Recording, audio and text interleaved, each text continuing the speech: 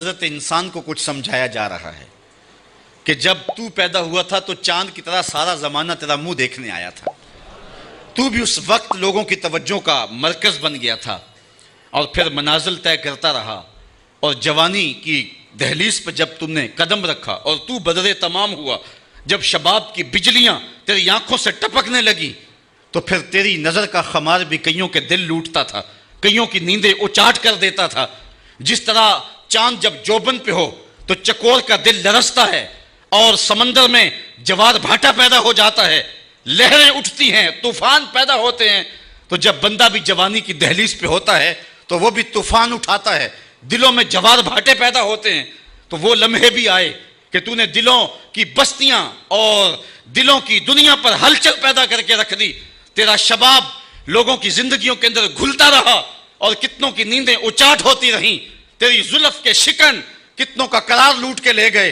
لیکن پھر وہ لمحہ بھی آیا، حتی آدھا کل ارجون القدیم. پھر بوڑھا ہو گیا، پھر تجھے کوئی دیکھنے بھی نہیں آتا، کوئی تجھ سے اداس بھی نہیں ہوتا، بچے بھی کترا کے گزر جاتے ہیں. کہا انسان ذرا چاند کی منزلوں کو دیکھ، یہی چاند کتنا پیارا تھا اور آج اسی چاند کو کوئی دیکھتا بھی نہیں ہے. بچہ جب پیدا ہوتا ہے تو اس کی مسکراہٹ دل کھینچتی ہے، اور جب بوڑھا مسکراتا ہے تو اس وقت جو ہے لوگوں کی توجہ نہیں ہوتی. بچے کی زبان جو ہے وہ اڑ اڑ کے جب بولتا ہے تو اس کی توتلی زبان کا حسن دلوں میں نکھار پیدا کرتا ہے. ماں بھی بلہاری جاتی ہے، باپ بھی صدقے جاتا ہے، بہنیں بھی جو ہے وہ قربان جاتی ہیں. تو بچے کا ٹوٹا لہجہ اور توتلی زبان خوشیوں کی ایک لہر ہوتی ہے. لیکن جب بڑھاپے میں فالج کی وجہ سے زبان میں لکنت آ جائے، اب توتلا پن پیدا ہو جائے، اب زبان اٹکنے لگے تو بچے بھی مذاق اڑاتے ہیں. ایک لمحہ وہ تھا کہ زبان توتلی تھی تو حسن تھا، آج لمحہ وہ گیا کہ حتی آدھا کل ارجون القدیم. کھجور کی ٹہنی سے جب پھل توڑ لیا جائے، اب اس ٹہنی کو کون پوچھتا ہے؟ جب تک پھل آیا نہیں تھا وہ ٹہنی اچھی لگتی تھی، مالی سنبھال کے رکھتا تھا، جڑوں کو بھی پانی دیتا تھا اور خیال کرتا تھا کہ کوئی ایسا نقصان نہ ہو کہ یہ پودا جو ہے وہ مرجھا جائے. پھر جوبن پہ آیا اور جب کھجوریں لگیں تو اس نے پھر رسیاں بھی باندھی اور کھجوروں کو سنبھالنے کے لیے سب کچھ کیا. پھر جس دن اس نے اس ڈال سے پھل کاٹ لیا، اب وہ کھجور اجڑ گئی، اب اس کی وہ ٹہنی بے توقیر ہو گئی. انسان کی زندگی کا جب شباب لٹ جاتا ہے اور بڑھاپے میں جب وہ کسی قابل نہیں رہ جاتا تو پھر اس کی بھی یہ مثال ہے، حتی آدھا کل ارجون القدیم. جیسے کھجور کی پرانی ڈال ہو، للشمس ینبغی لہا ان تدرک القمر ولللیل سابق النہار. سورج کو یہ حق نہیں پہنچتا کہ وہ چاند کو پکڑ لے، ولللیل سابق النہار، اور رات دن پر سبقت لے جائے، یہ بھی اس کو حق نہیں پہنچتا. کبھی ایسا نہیں ہوا کہ ابھی رات کا کچھ حصہ رہتا ہو تو دن آ گیا ہو. یہ کبھی ایسا نہیں ہوا کہ ابھی دن کا کچھ حصہ رہتا ہو تو رات پڑ گئی ہو، عصر کے وقت ہی سورج ڈوب گیا ہو. کبھی ایسا نہیں ہوا. وہ اپنے مدار سے نہیں ہٹتا، وہ اپنے مدار سے نہیں ہٹتا. جو دن کا وقت ہے وہ متعین ہے اور جو رات کا وقت ہے وہ متعین ہے. اور اسی طرح سورج اور چاند ایک دوسرے کو پکڑتے نہیں ہیں. وَكُلٌّ فِي فَلَكٍ يَسْبَحُونَ. اور یہ سارے کے سارے جو ہے وہ آسمان میں تیر رہے ہیں، اپنے اپنے مدار میں ایک گھیرے میں تیر رہے ہیں. تو معلوم ہوا کہ زمین بھی نہیں گھومتی، آسمان بھی نہیں گھومتا. پہلے نظریہ تھا آسمان گھومتا ہے، پرانے فلاسفہ کا، سائنسدانوں کا یہ نظریہ تھا. اب نظریہ یہ ہے زمین گھومتی ہے اور جو ہے وہ سورج چاند ستارے یہ جڑے ہوئے نگینے کی طرح آسمان میں، تو جو حصہ سامنے آ گیا وہ روشن ہو گیا. لیکن قرآن نے جو نظریہ دیا، کلن، یہ سارے کے سارے، فی فلک یسبحون، یہ اپنے گھیرے میں جو ہیں، اپنے اپنے فلک میں جو ہیں وہ تیر رہے ہیں، اپنے مدار میں گھوم رہے ہیں. تو چاند سورج ستارے گھوم رہے ہیں، آسمان بھی نہیں گھوم رہا، زمین بھی نہیں گھوم رہی، چاند سورج ستارے گھوم رہے ہیں. وآیۃ لہم، ان کے لیے ایک نشانی، انا حملنا ذریتہم فی الفلک المشحون، ہم نے ان کے بزرگوں کی پیٹھ میں بری ہوئی کشتی میں سوار کیا.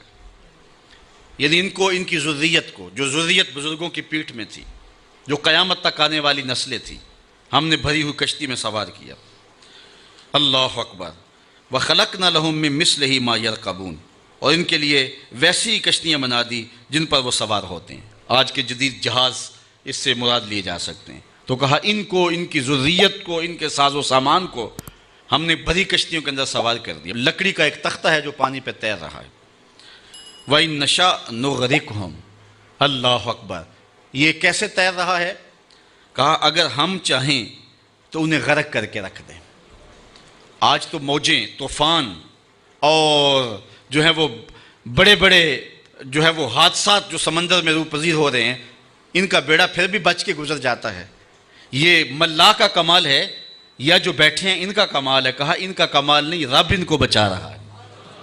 اور اگر ہم چاہیں وَإِن نَّشَأْ، اگر ہم چاہیں نُغْرِقْهُمْ، ہم ان کو غرق کر دیں، فَلَا صَرِيخَ لَهُمْ، ان کی کوئی چیخ بھی نہ سن پائے، ان کی کوئی فریاد کو بھی نہ پہنچے، وَلَا هُمْ يُنْقَذُونَ، اور نہ یہ بچائے جائیں، کوئی مدد کے لیے کوئی ٹیم ان کی مدد کو پہنچے بھی نہ۔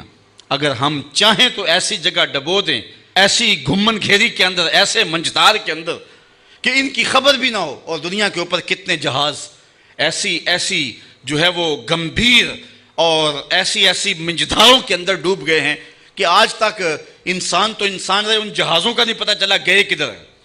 تو اللہ فرماتا اگر ہم چاہیں تو ایسی جگہ ڈبو دے جہاں ان کی کوئی فریاد بھی نہ سنے، ان کی کوئی آواز بھی نہ سنے، الا رحمتا منا، لیکن ہم ان کو بچا رہے ہیں، کیوں؟ یہ ہماری رحمت کی وجہ سے بچ رہے ہیں۔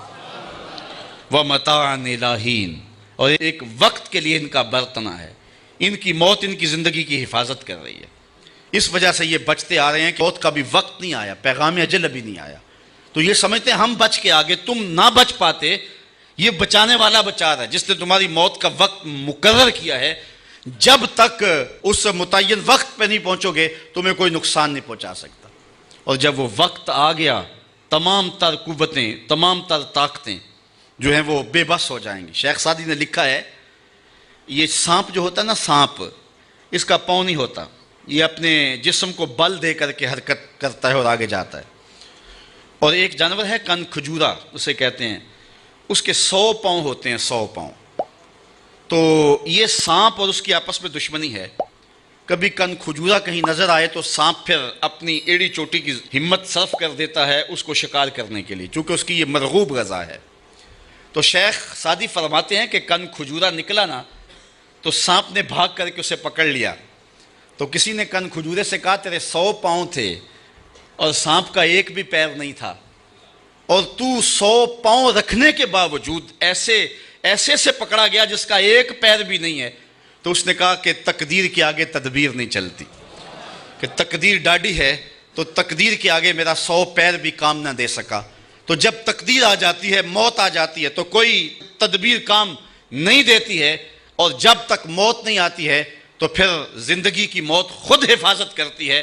اللہ فرماتا ہے کہ یہ جو بچے آ رہے ہیں، یہ منجداروں سے نکل کے ان کے بیڑے باہر آ گئے ہیں، یہ جو ساحل مراد پہ آ لگے ہیں، یہ سمجھتے ہیں جہاز بڑا قوی تھا، یہ سمجھتے ہیں کہ ہمارا جو چلانے والا ملا ہے، ہمارا جو کپتان تھا وہ بڑا سمجھدار ہے، وہ منجداروں سے نکال کے لے آیا۔ کہا ایسا نہیں ہے، بلکہ کیسے جہاز منزل پہ پہنچا؟ الا رحمتا منا، یہ ہماری رحمت کی وجہ سے ہوا ہے۔